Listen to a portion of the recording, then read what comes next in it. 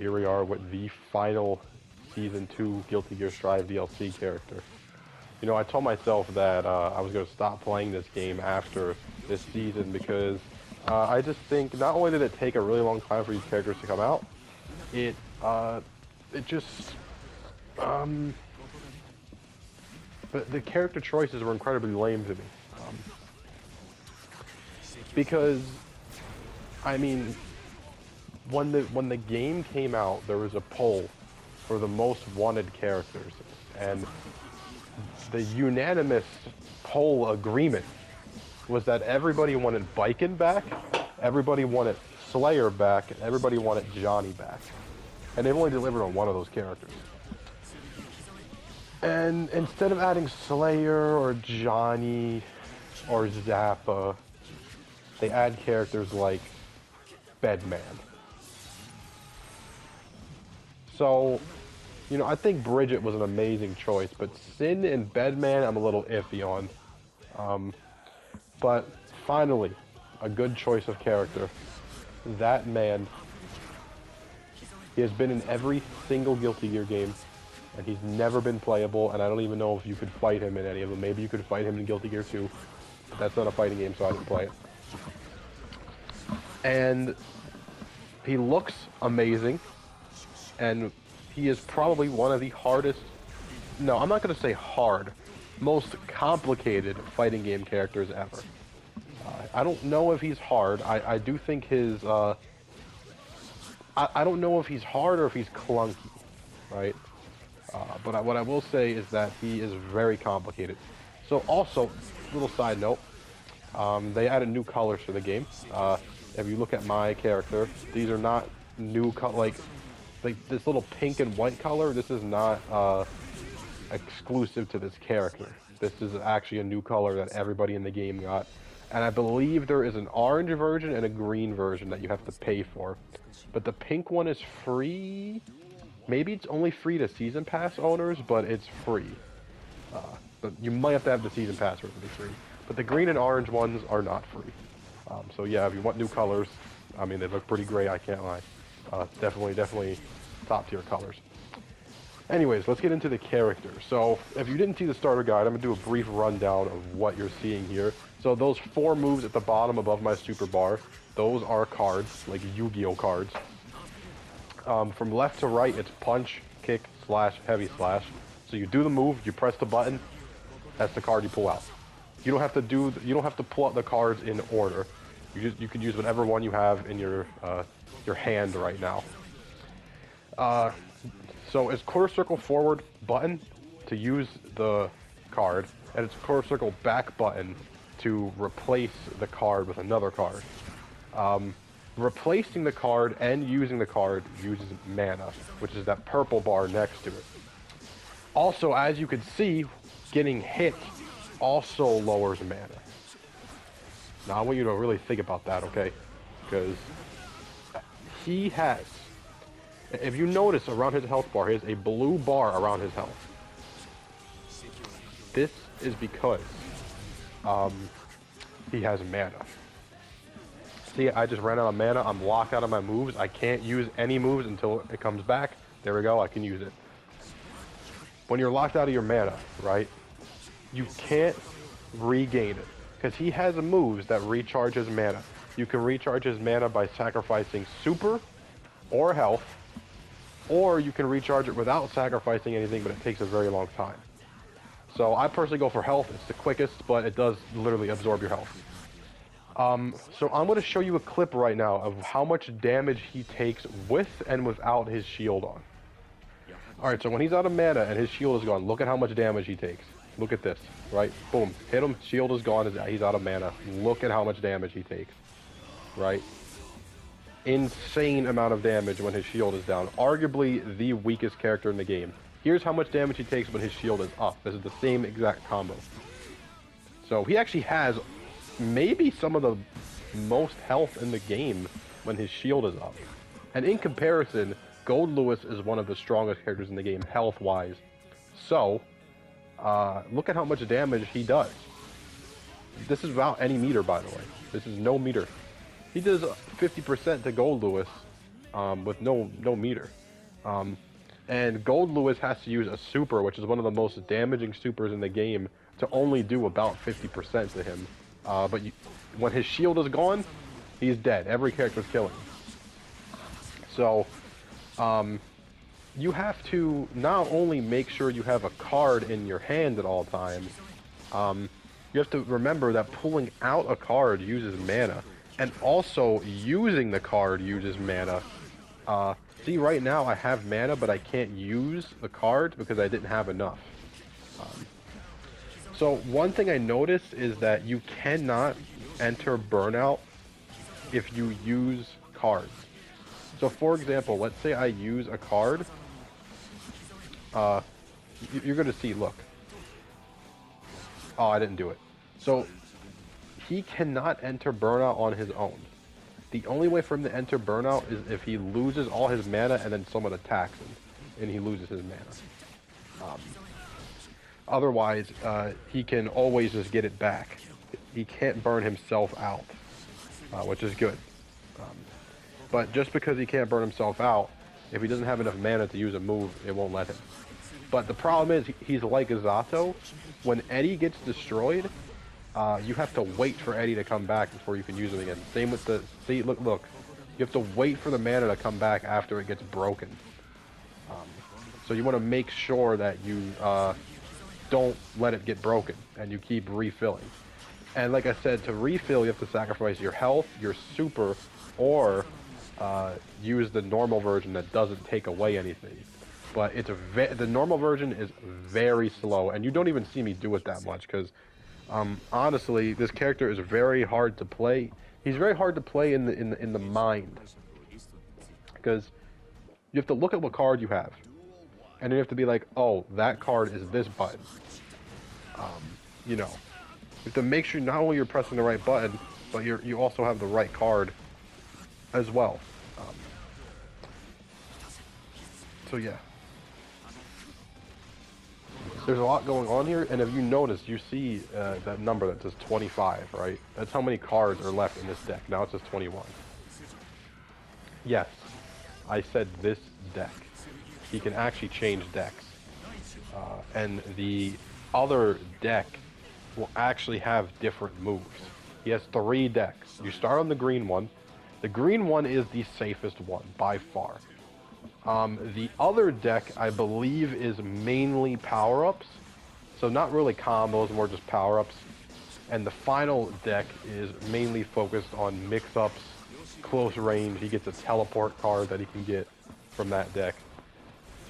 So yeah. Very, very complicated character. I don't know if he's the hardest character in this game, but he's definitely the most complicated. But, you know, complicated does not mean hard. Those are two different things. For example, I don't think Happy Chaos is complicated, but I think he's hard. Same here. I don't think this... reverse here. I don't think this guy is hard yet. But I do think he's complicated. And the reason I don't think he's hard is because most of his moves give the same... They do pop-ups. Like, almost all of his projectiles, which is his most common move, literally cause pop-ups. It's like free RC. Meaning, a basic combo with this guy is very easy and very damaging. So that's why I don't think he's hard. I think he's complicated, but not hard. And also, obviously, he has top-tier animations. Like, literally. I mean, look at this guy. Top-tier animation. Yeah, overall, I've only played... you're seeing literally my first ever matches with him. I've only played with him for maybe like 50 minutes, an hour, something like that. And I can't complain about him. I can't complain about him. It's an amazing end to this season. But for me personally, the season just wasn't good. So it's going to be hard to get me to stay around for a season, for another season, you know, when the other season can just be a bunch of mid. especially since Street Fighter 6 is coming out, you know, and I've had a lot of fun on that game. I had more fun than I've had on Street Fighter 6 than any fighting game since Dragonballfighterz or Mortal Kombat X. So, yeah. But what I will say is that I'm definitely going to play this character until Street Fighter 6 comes out. I'm going to mess around with him. Yeah. Because, I mean, just look at him. He just looks cool. He's just cool. He's just cool to look at. And one thing that I can say so far that I don't like about him is that I don't know why pulling out a card takes mana. That makes no sense to me. Like, you use a card that takes mana. That's fine. Why does pulling out a card take a little bit of mana? It's very weird to me. But yeah, I'm not gonna lie. I don't enjoy. I'm gonna say this right now. I do not enjoy the mirror match at all. What you're seeing right here, you may even find this boring. I found this pretty boring. I'm not gonna lie. The character really started to click when I fought other characters, because I actually don't know the statistic on this, right? So don't, you know, if I'm wrong, I'm wrong. But I think he has the most health in the game. So that creates a pretty boring matchup because you're both literally juggernauts just attacking each other, hoping that one of your mana breaks. Because he has probably the lowest health in the game when his mana is broken, but when it's not broken, it feels like he has the most health in the game. That's what it feels like. I don't know, but you know, I was someone that played a lot of Gold Lewis, and I felt like this character was surviving longer than Gold Lewis was, at least with his shield up. Because literally, when his shield is down, it literally feels like playing Nago in Blood Rage. So, yeah. Very interesting character, very unique. And yeah, here's when I started like kind of liking the character, when I fought a normal character. Because the health buff really came into effect. I could feel it more when I'm not fighting a mirror match.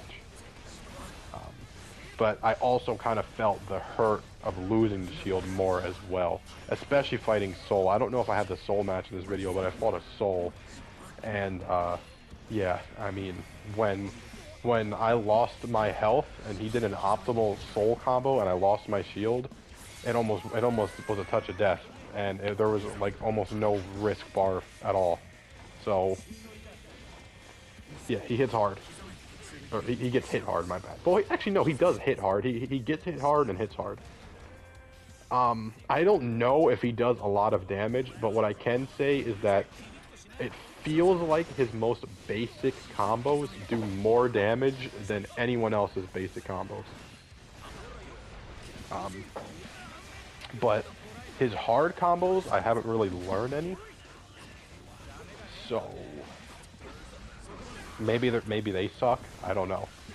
But I'm doing slash, down heavy slash into special move, and that's doing more damage than most people's would.